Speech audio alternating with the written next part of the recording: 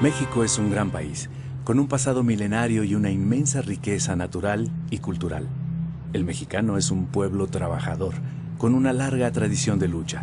En nuestros días, México vive una de las crisis más graves que le hayan ocurrido en su historia. Hoy en día existe un deterioro constante en lo económico, en la política, en la sociedad, en la cultura, el medio ambiente, la seguridad y la soberanía. El ingreso se ha concentrado como nunca en unos cuantos. Por ejemplo, los 9 multimillonarios más ricos de México acumularon en 2011 una fortuna de 124,000 millones de dólares. Eso representa 10% de la riqueza producida en el país. En cambio, 60 millones de mexicanos viven por debajo del umbral de la pobreza. El descontento social y la insatisfacción ciudadana crecen cada día. A México le urge un cambio.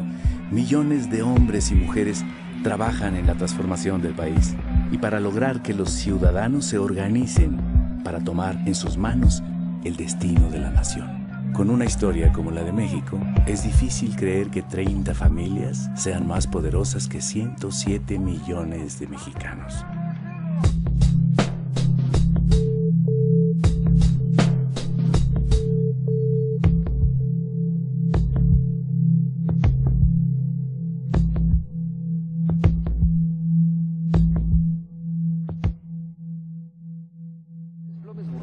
Por Italia y en una tragedia mundial. La comedia italiana derrumbaron los mercados. La inestabilidad alcanzó la Bolsa Mexicana de Valores. El desempleo está en 4.46. En este contexto, el doctor Carstens decidió revisar a la baja el pronóstico de crecimiento económico. Y lo que sí sabemos es que siempre pierden los salarios.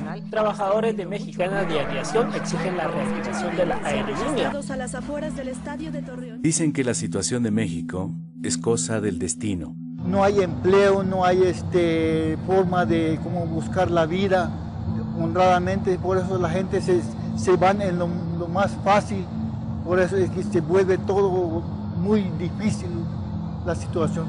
¿Cuáles son las causas del actual desastre nacional? Hay muchas cosas que están mal en México, pero sin embargo todos no decimos nada. Ese es el principal problema, mientras no digamos nada, esto va a seguir igual. En lo que coincidimos casi todos los mexicanos es en el diagnóstico.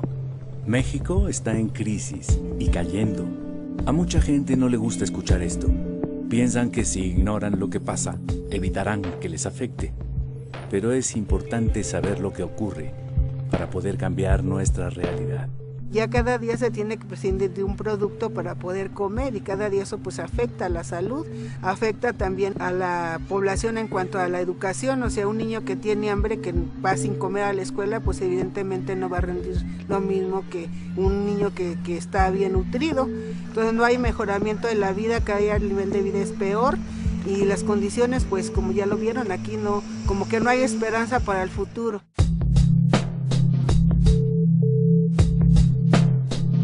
Hace 30 años se impuso una manera de ver el mundo, en la cual los mercados resolverían todos los problemas.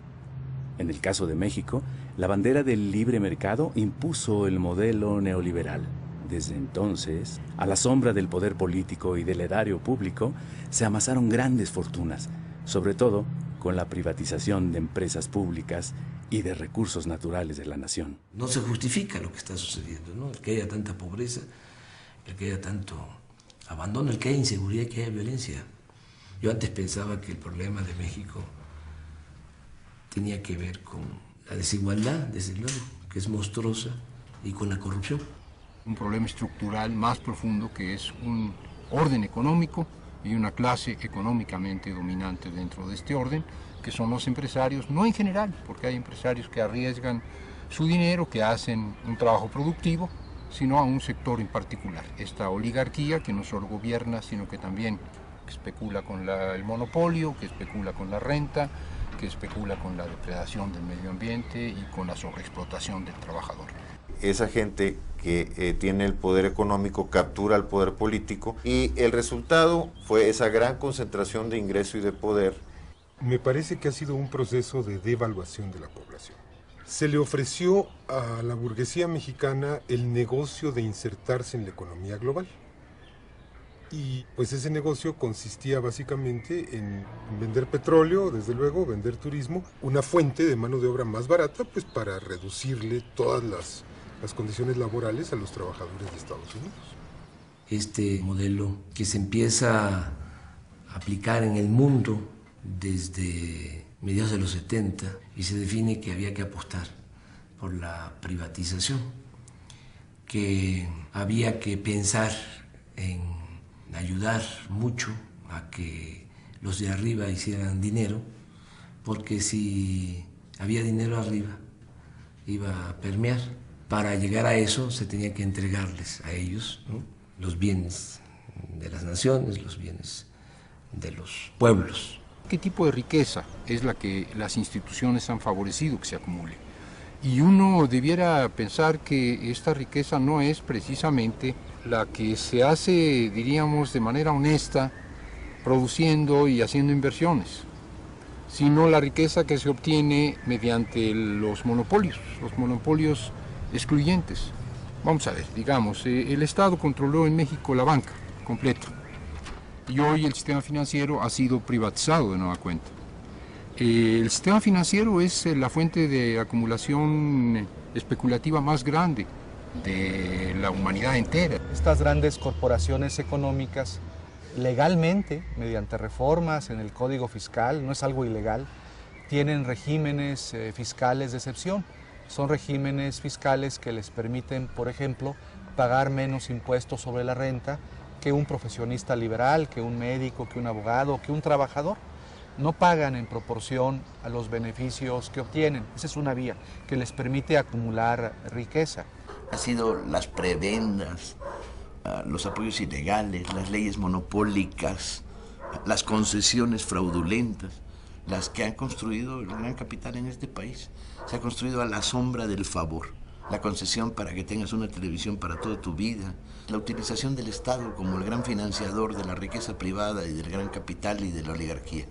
Este modelo avanza en su salvajismo, en su barbarie, de manera progresiva. Es decir, se empieza con las desincorporaciones, con las ventas de entidades de propiedad pública, se sigue con el saqueo descarado, se sigue con el contratismo que permite transferir muchos miles de millones de dólares de la propiedad pública a la privada. Un proceso de destrucción de una parte de lo que fue la industria nacional, ¿sí?, en el sector metalúrgico, en ferrocarriles, en bancos, en vías aéreas. Un proceso de privatización siempre además teñido por el estilo mexicano, abuso de poder, corrupción, ¿sí?, entregarle a herederos, primos, amigos, cuates, ¿no?, parte del negocio.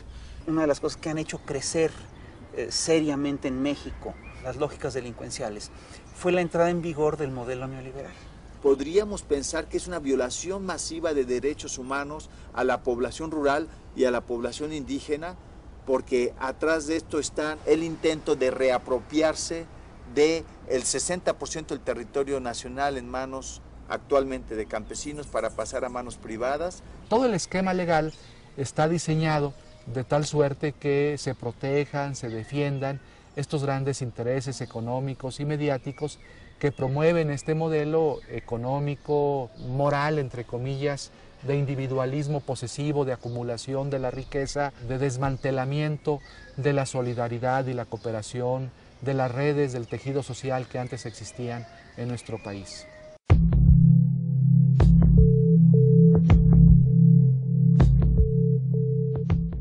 Salinas llega a la presidencia, sabemos en qué condiciones, y empieza a modificar las leyes, la Constitución, y empiezan a entregar bienes de la nación, bienes del pueblo, a particulares, nacionales y extranjeros. Salinas impuso la agenda neoliberal, creó un grupo compacto con los beneficiarios del remate de los bienes públicos, quienes le ayudaron, económica y políticamente, a crear un poder transeccional. Vendieron Teléfonos de México, una empresa pública que tenía un gran potencial, que nos dijeron que estaba en quiebra y que resulta que un empresario lo compró por migajas y que utilizando la tecnología de Teléfonos de México de pronto se volvió el hombre más rico del mundo. La gente más cercana a Salinas fue la que se queda con empresas públicas, con bancos, se quedan con las reservas mineras de la nación. El presidente Salinas remató 18 bancos en 13 meses. Junto con su hermano Raúl y Pedro Aspe, secretario de Hacienda, personalmente repartieron empresas y bancos. En solo 5 años, entre 1988 y 1993, fueron vendidas más de 1,000 empresas estatales y unidades industriales. Nosotros privatizamos los bancos, la compañía telefónica, las líneas aéreas, la siderurgia, las minas. Estamos ahora procediendo a privatizar los puertos, los aeropuertos. Salinas dio por terminado el reparto agrario. Promulgó la reforma al artículo 27 constitucional, aprobada por el Congreso, que legalizó la venta de tierras ejidales y comunales. Modificó la ley minera y desincorporó reservas nacionales. Autorizó concesiones a particulares nacionales y extranjeros para explotar las riquezas mineras de México. Y, por si no fuera suficiente, derogó el impuesto a la extracción. Se llevan todo y no dejan nada. Hay un dato que es revelador de lo que significó este saqueo. En 1988, en la revista Forbes, que es la revista especializada en finanzas, donde aparece la lista de los hombres más ricos del mundo, solo aparecía en esa lista una familia mexicana, los Garzazada. Y al final del sexenio de Salinas, la revista Forbes de 1994 da a conocer que ya hay 24 multimillonarios mexicanos que ya están en la lista de los hombres más ricos del mundo. En su conjunto acumulan alrededor de 48,000 millones de dólares. O sea, este es un dato, ¿no? Importante, porque refleja con claridad de cuánto fue el traslado de dominio de bienes de la nación, de bienes del pueblo, a particulares.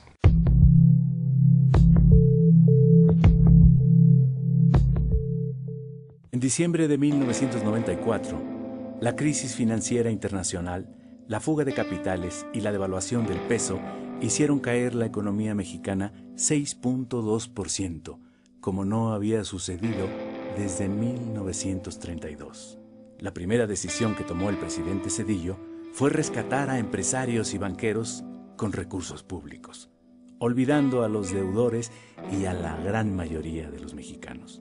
Creó el Fondo Bancario de Protección al Ahorro, FOBAPROA. Se rescató básicamente a los grandes banqueros, a los grandes intereses económicos con recursos públicos, y ahí participó el Ejecutivo, o sea, Zedillo, y participó también la Cámara de Diputados, el Congreso de la Unión, avalando esa privatización de los beneficios y socialización de las pérdidas. El FOBAPROA es un barril sin fondo. Zedillo prometió que el rescate bancario costaría 180,000 millones de pesos. Desde 1995 se han pagado intereses por más de 600,000 millones de pesos.